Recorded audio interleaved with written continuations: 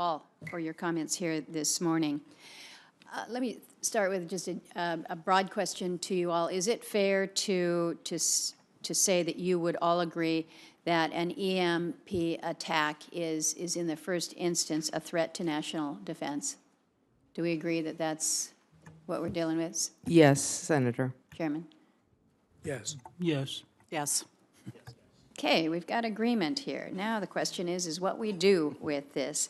And I do appreciate the various suggestions that have been laid down here and how we can work to protect, how we can make more resilient.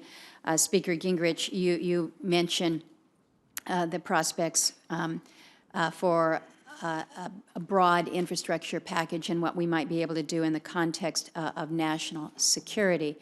It begs the question, though, and you have indicated, Mr. Wales, and I think others have said, you know, this is a tough order. There's really not a one-size-fits-all here. But is there commercialized technology that the industry could use to protect against EMP attacks? And if not, what are the barriers to deploying the technology? Cost has been mentioned most specifically, but how prepared are we? If we were to get this infrastructure package, do we have something that we can actually lay down there that could be constructive?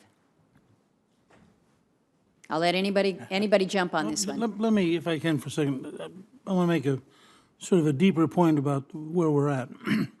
We have done an extraordinarily elegant job operating off of a paradigm of efficiency to create an electric system for North America. It's really extraordinary. You now have to shift from that model to a model that says you want resistance, redundancy, and resilience.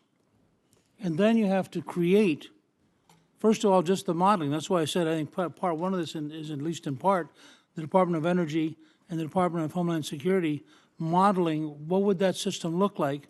And you don't, it's not a situation where you get a choice. You get to say, you know, I'm going to take the risk of being destroyed by cyber because I'm really going to focus on EMP. I mean, you've got to look at all of the major threats, figure out what the nodal points of defense are against all of them, and then design a policy to fit that.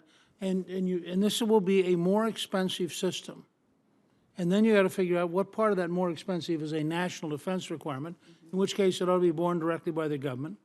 What part can you legitimately say we can find offsetting savings, as I mentioned earlier, and just in cutting the red tape and the time value of money, you could save an enormous amount of resources that the industry would, I think, be happy to swap and put that money back into a more resilient system.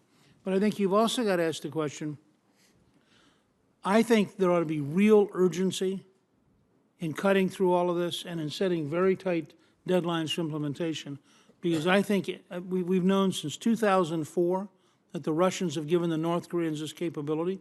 We've known since the 1990s that the Chinese have been developing this capability, and the capacity for a North Korean satellite to have an EMP weapon is a very real danger in real time today. So I think we have to have almost a wartime urgency at setting this up, offsetting the cost. And to your point, in some areas we don't currently have a solution, and there ought to be a significant research project. DARPA and others should be engaged in figuring out for specific breakthrough points, how are we going to solve these things? Because if we don't solve them, there is a genuine catastrophe that could happen that would be of horrendous consequence.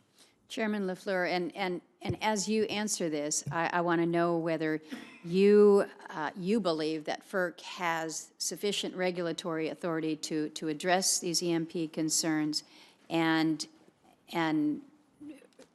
Okay. really where we are with that as you respond to this other point.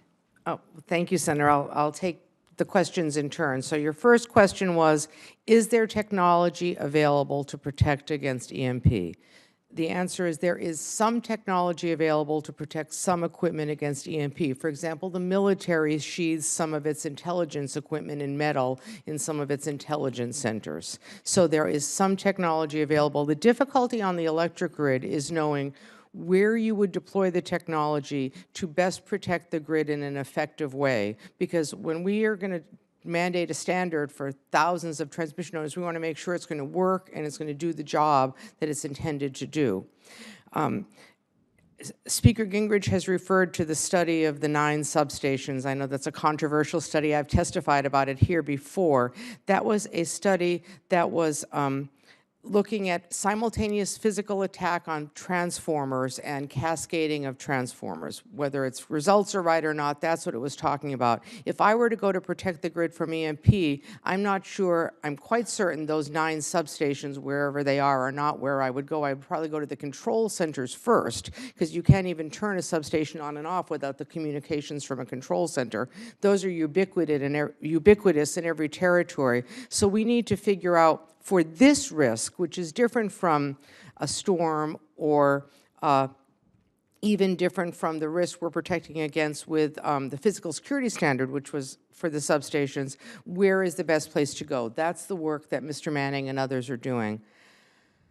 To your second question, we do not have the authority, as you know, under the law to write a requirement ourselves and say, everyone, you have to do this. We have been given a complex statute under which we oversee NERC in a voting protocol, and they file a standard. We can reject it if it's not strong enough and make them change it. We can direct them to do a standard, but it's a that's the way the structure works. Within that authority, we could certainly direct NERC and the industry to do a standard if we believed we knew what they should do, and I have every confidence they would respond, as they have with GMD, physical security, supply chain management, and other things where they opposed initially, but when we directed it, they did a standard.